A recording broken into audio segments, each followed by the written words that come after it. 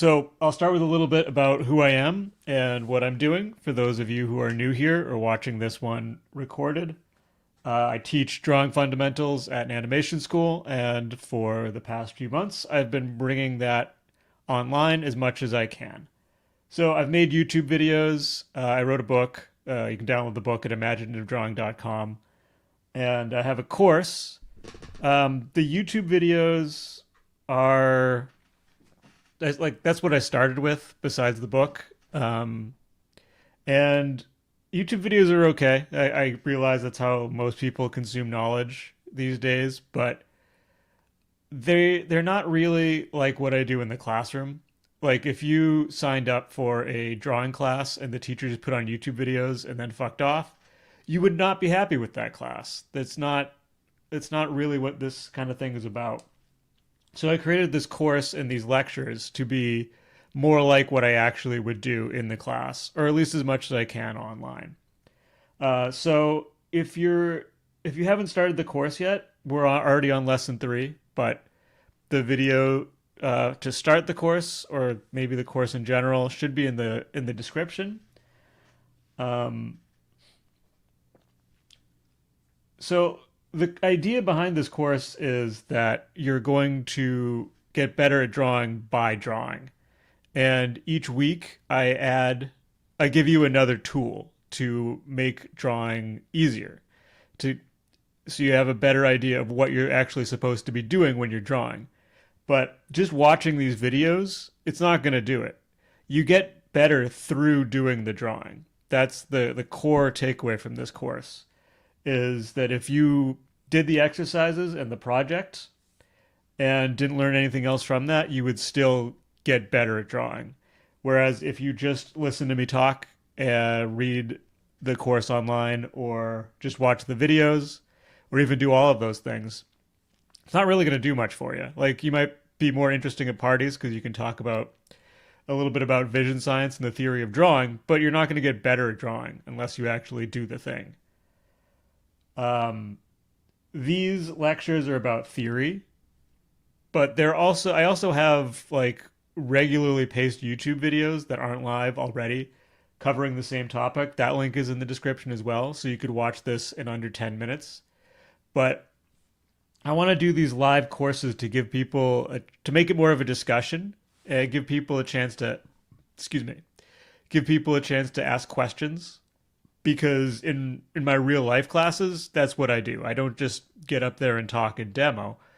We I talk with the students, try to figure out where they're at, what they're struggling with, and then how these tools that I'm covering can solve these problems. So with that in mind, in the classroom, I can see people's faces. So I get social cues to know when to let somebody else talk. Online, I don't get those.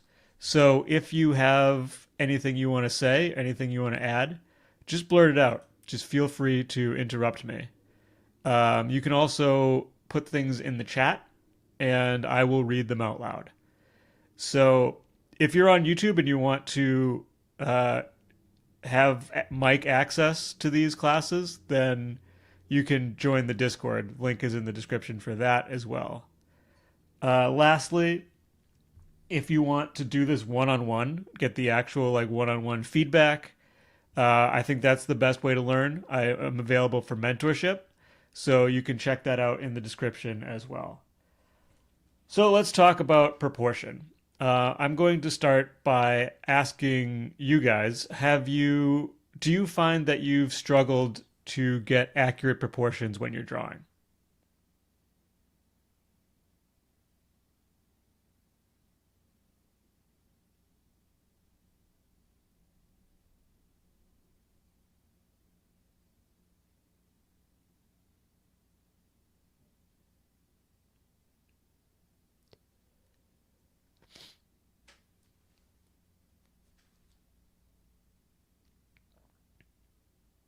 All right. Well, if people are going to be quiet, I will just press on anyway and assume because I see a lot of student work and I know that proportion can be tricky. So today we're going to talk about how to measure proportion. Now, one thing I want to clarify here is when I'm talking about proportion, I'm talking about visual proportion, not actual proportion. So there's a difference here. So imagine that you're looking at a model, you're doing some figure drawing, and that model has one leg up on a stool facing you, and the other leg is down.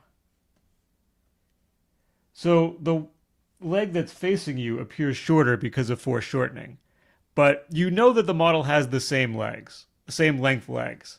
There's not one leg that's going to be longer than the other, and they're kind of like doing a weird walk because of it.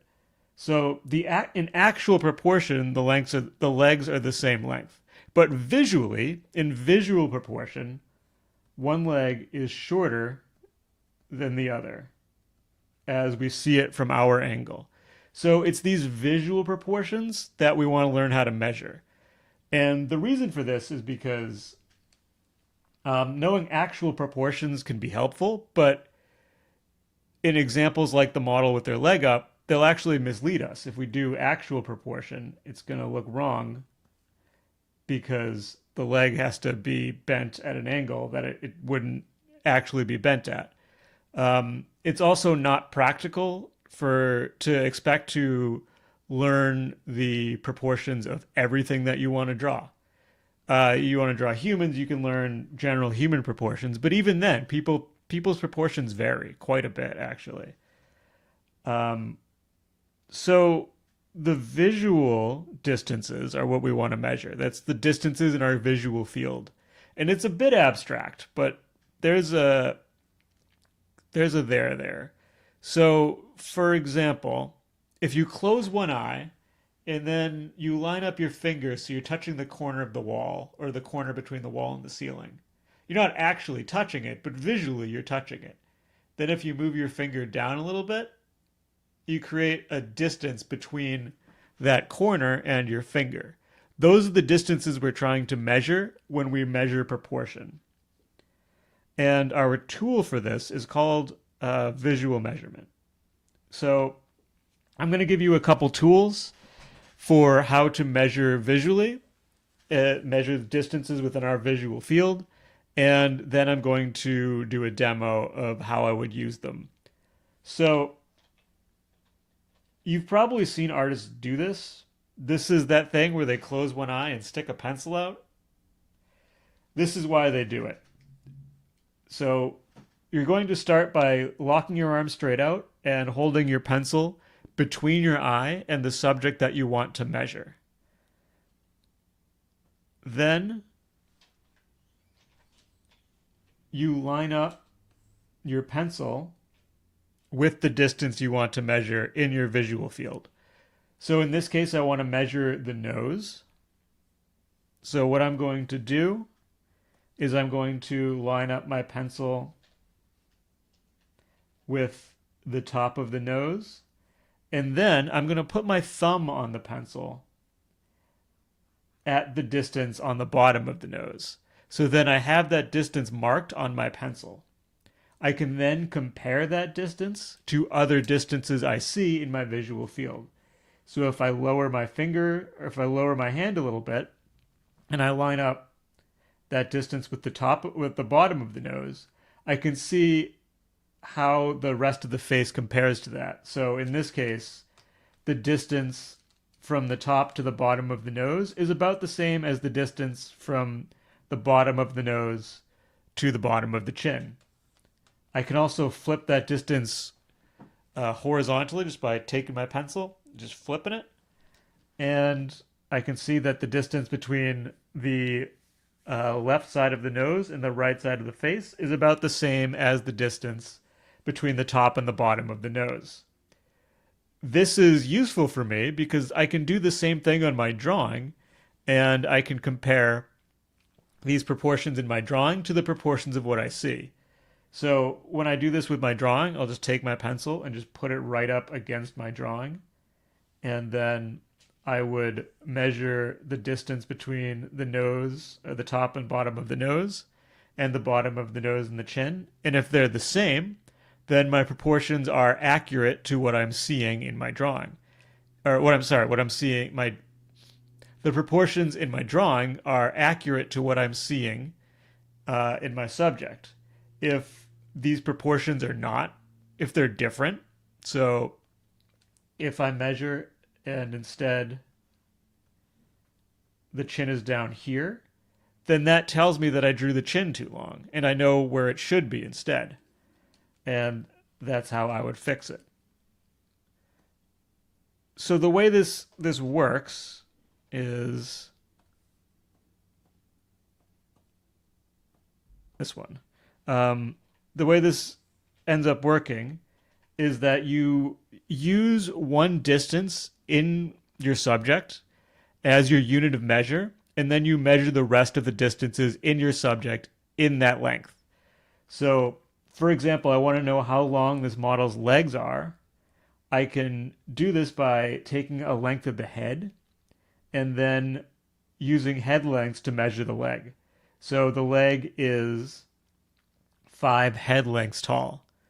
And the reason this is important is because it's relative. So I don't have to match the size of what I'm seeing to the size of my drawing because I can use the head length in my drawing to measure the length of the leg in my drawing, even if those lengths are different. So the length of the head in my visual field and the length of the head in my drawing can be different, but it should still have the same relative proportions to the length of the leg. This is kind of hard to put into words. You kind of have to do it to really get a sense of this. So let me take a breath and ask you guys if you've tried anything like this or if there's anything about this that you don't quite get. Yes, I tried this method before with keys to drawing. Mm-hmm. Yeah, And did it but work for you? Or was there any part that was confusing? um, I apologize. I'm not really great at articulating myself. That's fine. Take your time. All right. Okay. Yeah, let me just think about it a little bit. Okay. Okay. So when you formulated your thoughts, just interrupt me and I'll stop talking. So a couple I ways that this can go wrong. Um, the first is that if you don't lock your elbow out, the you just hold your pencil casually, the distance between your hand and your eye will be different with each time you take the measurement, which will make your measurements inconsistent and less reliable. Um, Another one, and some art teachers would disagree with me on this, but I think that you should hold your pen either straight vertically or straight horizontally when you do this. And the reason for that is because if you hold it at you can you'll probably get your vertical and horizontal to be about the same every time. If you hold say a 22-degree angle and then you measure it again, the chances of you getting that exact angle aren't great. It might be a 24-degree angle. It might be a 17-degree angle. And that's going to make your measurement vary, which variable measurements are less accurate. Um, so that's why when I'm measuring the head, I'm measuring it vertically instead of along the axis of the head in this example. Uh, the other thing is that you generally want to use the same unit throughout. The more units you have, the more chance you have something to go can go wrong. So I would measure the torso and head units and the leg and head units instead of measuring the torso and head units and then the leg and torso units.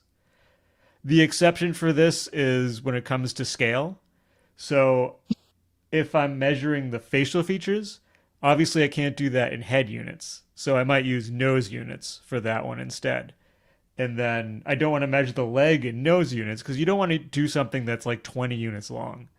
You want your measurements to be between like 3 and 6 or something, generally, because the more time you have to like do this and then advertise, the more likely it is to be un- the more likely it is to be inaccurate. But also, if everything is like 3/4 of a unit or a unit and a half or a unit and a third, you're more likely to make mistakes there as well. Um, and then I have one more visual measurement technique, which is similar, but it's pretty useful as well, and that is to check alignments. And you do the same thing where you hold out your pencil and you close one eye and you put it in front of your subject. This time, you just check where things align along the straight vertical and horizontal of your pencil. So in this case, I can see that the knee aligns approximately with the chin, the elbow approximately with the mouth. Then I can put my pen right up against the page or draw a horizontal and vertical line on my drawing and see if those alignments are the same in my drawing or if they're different. And if they're different, that means my proportions are inaccurate. Any questions on this before I jump into the demo? It makes sense to me. Cool. I realized I was doing it completely wrong. Sorry, I didn't hear that. I realized I was doing it wrong. Oh, okay. Yeah, that happens. I've definitely in my mentorships. Sometimes it takes people a couple tries before they get it. It's just hard to put into words, especially in text. Uh, so I have a couple of exercises that I recommend to practice this stuff because this is the kind of thing it takes practice to get good at. Um, so I like to do exercises where you can kind of give yourself feedback on your accuracy based on comparing your drawing to the thing that you're studying. So in this case, I choose subjects where there's a lot going on. There's a lot of different parts, and you have to put all of the parts in the right place relative to each other, or it won't work. So the examples I use for this are a still life that has a lot of stuff. Because if you just wing it, you just draw one object and then you draw the next object without considering the overall proportions between them, you'll often end up in a situation where they start to like not line up, or if you draw one correctly, it doesn't line up right with the other one. Um, so instead, you have to try to place where everything is, and then you can build from there. The other example is doing an entire room without using any perspective technique. And same idea here that if you don't put things in the right place, you'll notice because they won't fit together correctly. So today I'm going to do the complex still life. I'll do a demo of this. And one thing that I want to be really clear about here is that I'm using a photograph for this demo so I can show you what I'm doing. But when I do this from life, when I actually do this to study, and if you're doing the course, I want you to do this from a real objects and real still lives, um, or a real room, just not from photos. I explained why in the last lecture, but I'll go over it really quick. And this is especially true with proportion, because with a photograph, the 3D experience is already flattened into a 2D image. So you can copy the lines and shapes of that 2D image into the lines and shapes of your drawing. Whereas when you're drawing from life, you have to do that translation. You have to translate your 3D experience into lines and shapes. So what I will do is I'm going to start with the shoebox.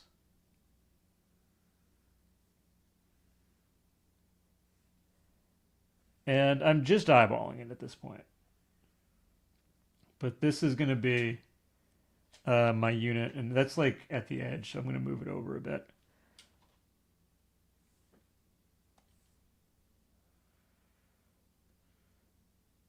And I'm going to put this within a frame just to make this more like the sketch you would actually be doing. You don't have like infinite digital space if you're doing this on paper. You could do it digitally too, but I know a lot of people are going to be doing this on paper, so I want to recreate that. Um, so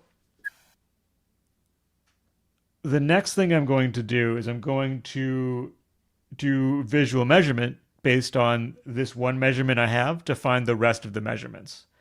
So I start with the side of the shoebox as my unit of measure. And I have the side of the shoebox here. And the first thing I'm going to do is I'm going to flip that horizontally. And I'm going to measure the side or the width of the shoebox. So it's 1, 2, about a half, a little bit less.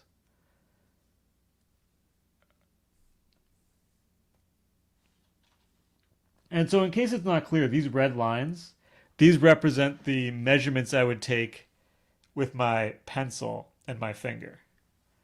It's a lot easier and faster to do this digitally, but doing it from life, you learn more. So it's 1, 2. So it's a little short. I will make it a bit longer.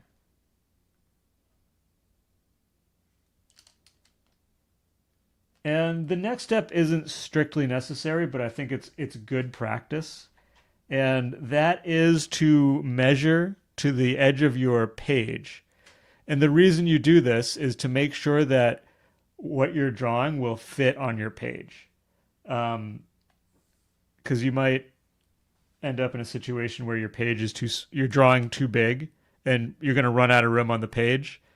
And it's frustrating to do a bunch of drawing and then realize that you're going to run out of room. So I'd rather know earlier. Or the alternative is that you don't have enough room, or that you're drawing tiny and you could draw way bigger. So I will take my unit of measure and 1, 2, 3, 4 to the edge. And let's compare that. I have 1, 2, 3. Okay, so I won't run out of room. And vertically, I can pretty much tell that I'm not going to run out of room, but I'll check it anyway. So 1, 2, 3. And 1, 2, 3. So now what I want to do is it's like a puzzle. I want to take the information that I already have and I want to use that to find the information that I'm missing. And I want to work from big to small. So start with the largest areas and then work my way down to the smaller ones. So the first thing I'm going to do is I'm going to find the corner of this big box here. So it is a little bit less than 1 unit away from this corner of the box. And I'll draw that in somewhere like this. And now I'll find the top of that box, which is like so, about 1 unit. It's nice when things line up on a unit almost exactly like that. Draw that in there.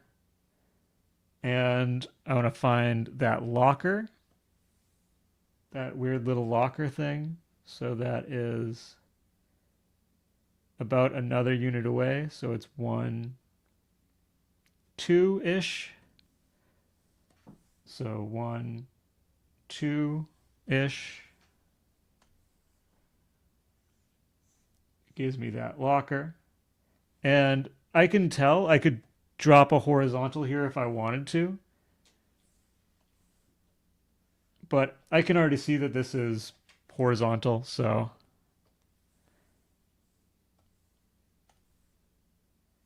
put in this straight line, and now I have mostly have this box.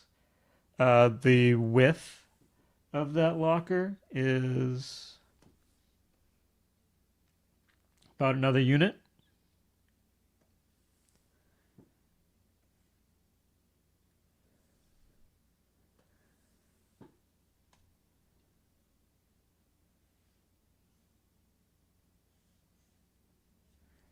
And now I'll find the height of the locker. So I'll go from the top of this box, and it's like a third to a quarter.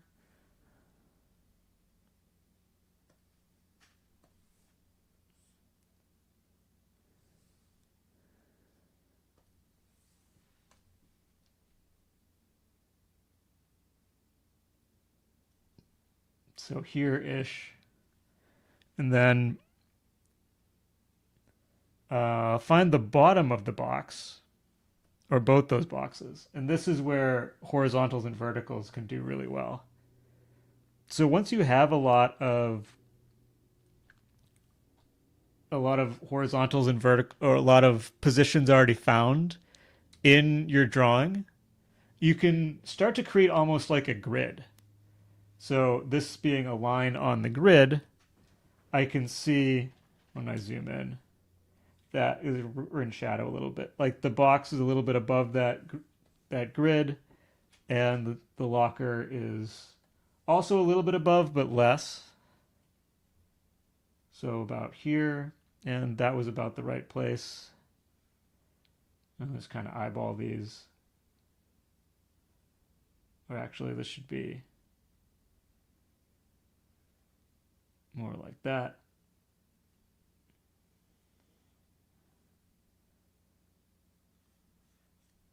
And I don't visually measure everything. I'm just trying to get the big things in place.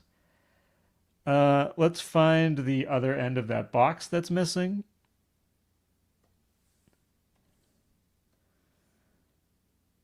So if I go from this side of the box, it's a little bit more than 1 unit. If I go from here, it's a little bit less than half. There's definitely some trial and error involved in finding the right measurements and getting used to using them. Like it seems really simple when I do this digitally, but to actually do this with your own drawings in real life, when you can't just draw on the screen, it definitely takes some practice. Okay, so let's find a few more items, and after that I should probably be able to eyeball most of it. So I'll find the Rubik's Cube, which is about 1 unit away from this box. A little bit more than a unit away from that corner.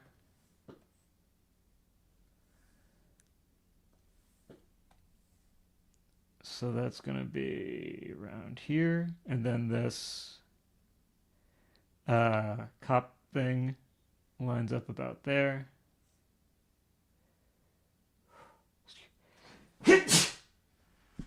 Excuse me. Thank you.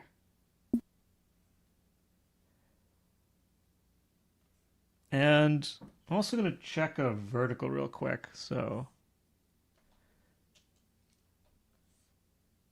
yeah, that's about right.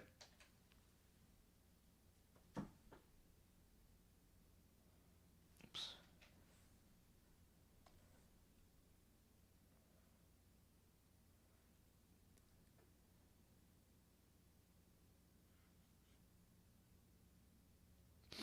And now the width of the Rubik's Cube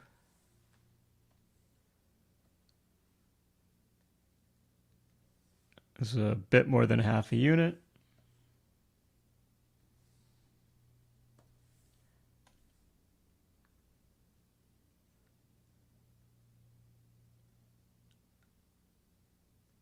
And I'm going to use a horizontal So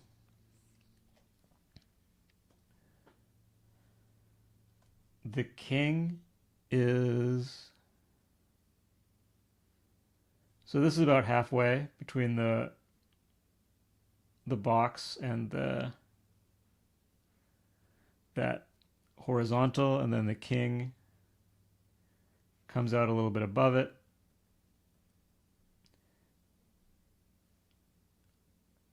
And this like rounded thing, this is actually a lamp. I don't think I have that lamp anymore, but it was fun to draw. It's like there. And I'm not worried about the details. So next I'm going to find that mug. And it's actually not that hard. I don't really need to do much more measurement because it's on the horizontal.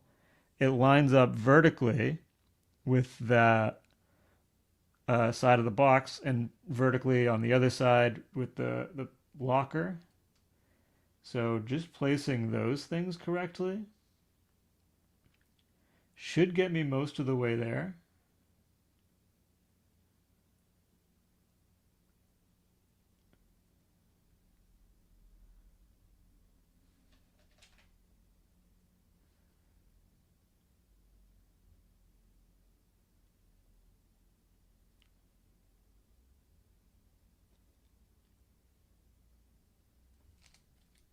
And then I can use some visual measurement to check it if I want. So how wide is this? Almost a unit from the side to the back. So yeah, that's about right. I could find the height of this skull up here. So about half a unit.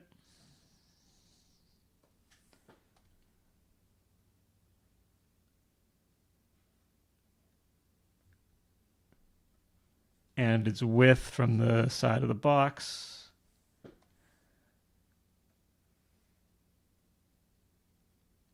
Like a third. So yeah, about that, maybe a little bit wider.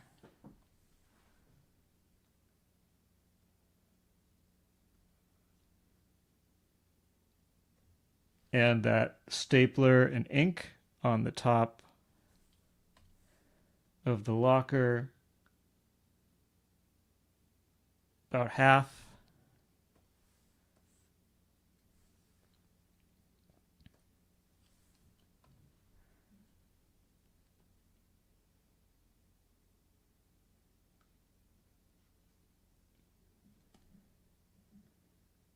And now from here, everything else I could just eyeball. Well, let me actually find the watch with the vertical and it's about halfway between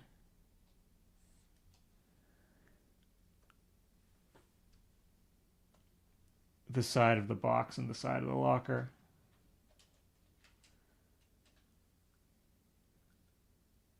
So that'll be around there. And everything else at this point, I feel comfortable just eyeballing. So while I'm doing that, I will again throw the floor out to you guys if you have any questions on how all of this works or what I did, anything like that. Or if you've tried it and haven't had the same success. Yeah, I have I think it's a bit of topic is more about measurements and finding stuff. But I tend to try to think, well, not why, but I tend to think about the object in 3D, right? So I find an edge, for example, like Rubik's Cube, it's the easiest example, right? I find an edge of the cube, and then I draw the cube as I imagine a cube, right? I'm not strictly following the lines I see. Right. And I know that this can be a mistake sometimes. For example, with the example you did the other day with following the lines of this face that you had. drawing the lines with your eyes, and then on a different page, drawing the line with your hand, and like trying to find visual lines instead of following the object. And I didn't know how to get out of this. What do I say? This Mindset. yeah, this mindset of okay, it's an object, right? Right. Yeah. That's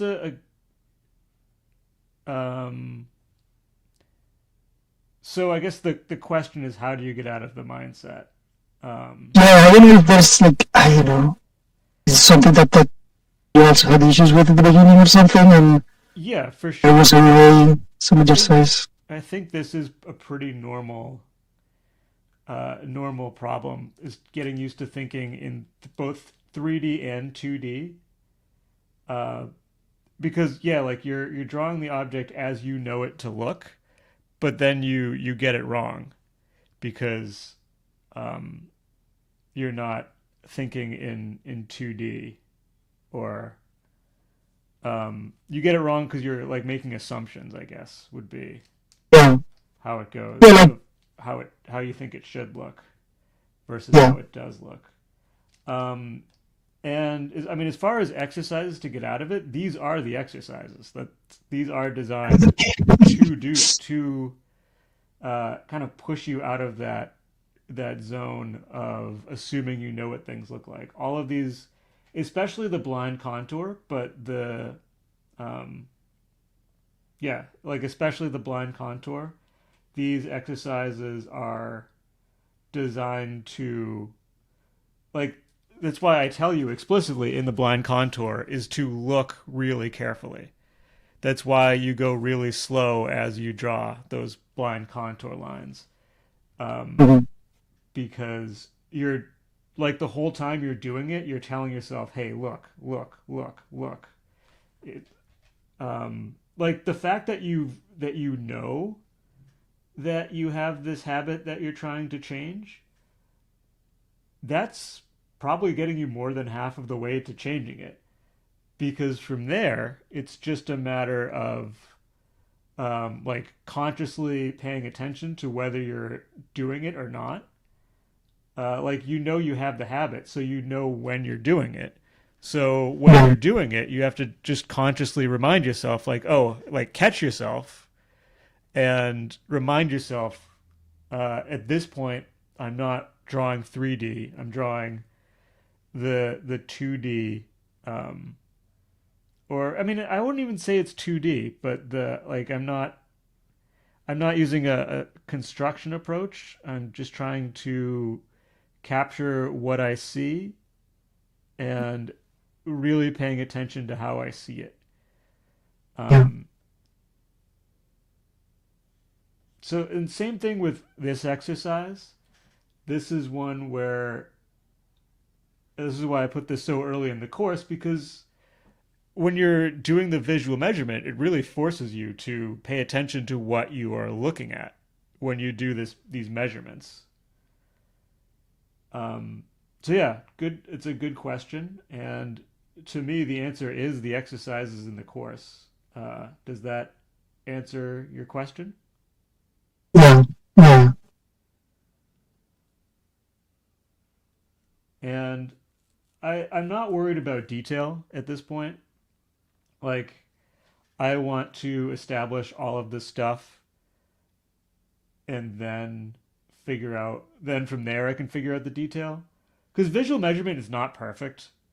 There are plenty of ways that you can screw this up. So that's why I just want to ballpark things, and then when I'm paying attention to details, that's when I'll like adjust them so that they still work. So let's see how I did. I'll make this all red. Might be a little bit off in some places, but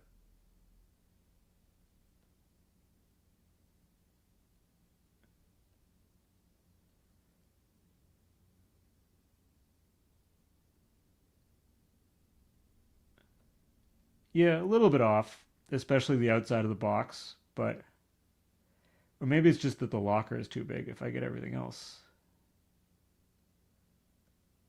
Not the best one of these I've ever done, but I think it's still close enough. And then as I keep working, I'd refine it. Um, like I think it holds up enough that I'd be able to fix it. And keep in mind that the point of this is not to, or like when you're drawing, you're testing yourself by your accuracy, but when in like besides exercises, no one's going to go and look at your subject from the exact angle that you're looking at it and compare it to your drawing to see how accurate you are. They want to know that it's close. But because I noticed that things are a little bit off, let me see if I can fix them. Um, and while I do that, I want to talk about the structure of the course a little bit because there's been some confusion and it's been a few people, so I know that that means I'm not communicating it as well as I could about the the schedule of the course. It's not supposed to be a 10 less or like a 10 session course. Like you could go through this in 10 days, just doing one session a day.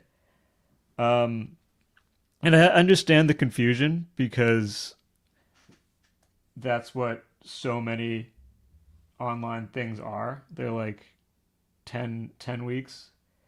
Uh, the reason, or not 10, they're like 10 days. You do a topic for one day and then you move on to the next one the next day. Um, but I don't think that's enough. Like what I want, so I got kind of rambly because I was trying to fix the drawing and talk at the same time. Why don't I just talk? The 10 weeks, so the course is supposed to be 10 weeks long. It's supposed to be like a semester of art school, or maybe a short semester of art school. And the reason that it needs to be longer is because you need time for that trial and error. You don't learn this stuff, like I said in the beginning, you don't learn this stuff by watching one video and then practicing it once. You need to try it and try it again. Like what I'm aiming for here, besides teaching the study skills, is getting you on the path towards unconscious competence, where you don't need to think about this stuff anymore. Um, like me personally, I don't use visual measurement all that much unless I'm gonna like if I'm drawing something for 10 minutes, I'm not gonna spend 5 of them doing visual measurement. I have internalized this, so I compare distances and check alignments by eye all the time when I'm drawing. Um, if I'm gonna do something where I'm gonna render it for like an hour and a half or more, then I'm gonna do visual measurement because I don't want to go through all the trouble of rendering it and then find out my proportions are off. But even then, I'm not gonna do a ton of these. Or same thing with the blind contour. Like I don't really do blind contour practice anymore because I've internalized the process of really carefully making observations as I'm drawing. But you don't internalize things by doing them once. You internalize things like that by doing them over and over and over again. So that's why this course is designed to be as long as it is. Um, and yeah, like most of the courses on the internet are marketing, and mine is to some extent as well. But I want it to market because it works, not because people do it and they feel like it works. Like 10 if I did a 10 week or 10 day course, I get a lot more people through the course because it's easy to commit to something for 10 days. A lot easier than 10 weeks for sure. But it's just not going to really make that much change in your drawing ability. If you really do commit to doing this for 10 weeks, you're going to, and like this is all new material, you're going to get a lot better because you're doing 10 weeks of trial and error and learning in the way that that the learning cycle works, that the way people learn. Okay, let me take a breath, give you guys a chance to talk before I wrap.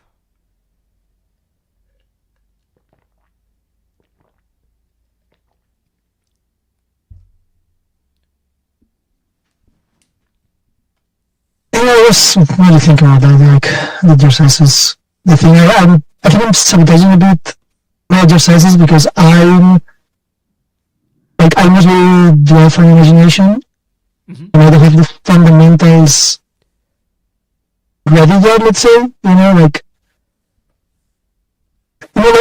I think that when you master the how, then you can focus on the what and why, and then it's when you have fun, right? Mm-hmm. You have to think about, okay, how do I have this? It's just, okay, what I want to know and why. Right. And I'm not at this point yet, right? Like at all. Yeah. But what I enjoy drawing, it's for imagination, like weird stuff, like fantastic stuff. And so I have to figure I think of this 3D object, how it will look in real life, so I can bring it into it. So it fights against the exercises that I'm doing of not focusing on 3D and focusing on the lines and shapes I see. Yeah. Right. Yeah, I mean, I understand the struggle that it is different than what you're used to. But this is still 3D. What we're doing is we're still working three-dimensionally. It might not feel like it at first. Like the visual measurement is very 2D, but this is a stage to set up the 3D later on. Like later in the course, we're going to talk more about form and how to capture 3D form in 2D lines and shapes. So it is still 3D, and it's I made this way too big. It's it's not that much too big. And it's the same, like these skills do transfer over when you're drawing from imagination. The visual measurement, this one doesn't seem like it will. But you'll notice the proportions in what you're drawing more from doing this. If that makes sense. Yeah, absolutely. Not just that I'm doing very few exercises, to be honest. But Sorry, say that again. I didn't catch that. But I'm doing very few exercises, to be honest. Like I should do more. Because obviously exercises I'm not as engaging as like bringing something to life everyone. Yeah. And since I'm interrupting, I'm doing a bit of exercises and then doing this drawing from imagination, and so I think I'm working a bit against the exercise I'm doing right now. I mean, I don't think it. I would hope it wouldn't feel like that. That they're contradicting, because I do think there's overlap in these skills. What I will say, like, yeah, drawing things when they're and having like your ideas come to life is definitely more engaging than exercises. But the advantage of exercises is that it's a lot more like emotionally safe. And it doesn't require ideas to the same level. Like, if you're trying to bring your ideas to life and you can't get them, it doesn't feel good. I mean, I guess the same thing is true when you're trying to do exercises and they don't work, but there's still like, oh, I'm learning. Which is also true of the personal thing. The personal thing, but like it doesn't. Yeah. Yeah, and then you don't need your own ideas. Like sometimes I don't have ideas for something that I really want to create, so I can just do exercises instead if I still want to draw. Mhm. Um, yeah, and then just trust that later exercises will merge more with what you're doing from imagination.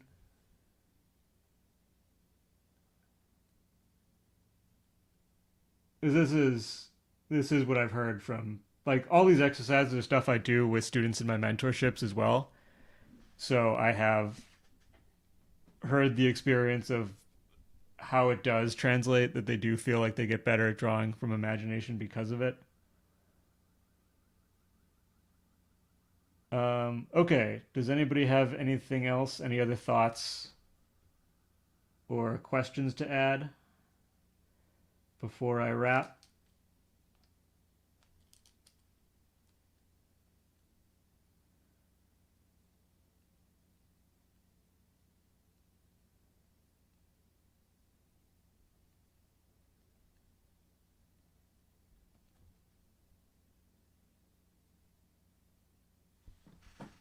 Okay. Well, thanks everybody for coming.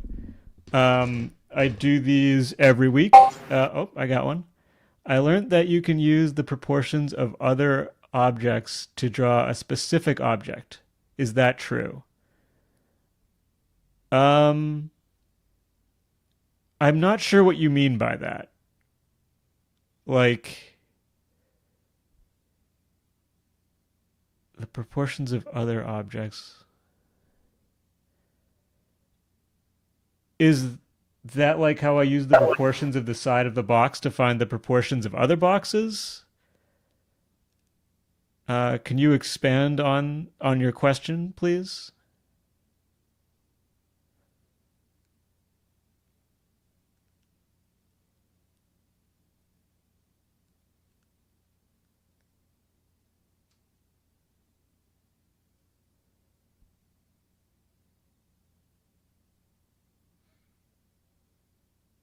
No, that was somebody else in the YouTube chat who asked. Yes. Oh yeah, yeah. So that's. I guess you might have missed the earlier part. I'll just go over this again real quick before we wrap. Like I'm using the proportion of the head to find the proportion of the leg by measuring in head units. Um, I think that's what you mean by the question. So yes, that's what we're doing. We're using proportions comparatively. So you find the proportions of one and you see how that compares to the proportions of other parts, and then you check in your drawing to make sure they compare the same way. So I do have to wrap. Thank you everybody for coming out. I really enjoy doing these. Hopefully you enjoy being here and watching. We do these every Wednesday at 10 a.m. Pacific Standard Time. I'm going to be covering the course for the next 7 weeks. Yeah. And then after that, we'll go back to the one offs. If you want to talk on the mic for one of these and you're not already a member of the Discord group, there's a link to the Discord in the description. Again, I have lots of free resources on this YouTube channel. I also have a free textbook at imaginativedrawing.com. This is all related to the course that's on imaginativedrawing.com as well, imaginativedrawing.com/course. Links are in the description. And if you want to work with me one-on-one, that is the way to get this stuff the fastest. Or if you do better with external structure instead of being on your own, I am available for mentorship. The link for that is in the description, also on the Imaginative Drawing website.